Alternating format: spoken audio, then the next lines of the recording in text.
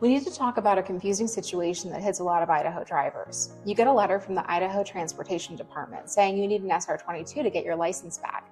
But then you look at your bank account and panic, thinking you have to buy some ultra expensive insurance policy. Is that true? It feels that way, but no. This is the biggest myth out there. In Idaho, an SR22 isn't a separate high-priced policy. It is simply a certificate of financial responsibility.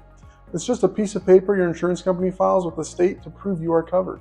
Okay, so it proves I have coverage, but how much coverage are we talking about? To satisfy the state, you just need to meet the minimum liability limits. $25,000 for bodily injury, $50,000 per accident, and $15,000 for property damage, and that's it. That doesn't sound too bad, but how long is this going to hang over my head?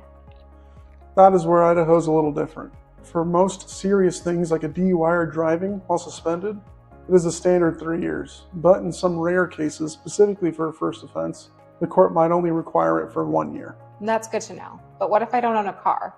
Do I still have to pay for a full policy just to get the certificate filed? No, and that is a financial loophole you need to know about.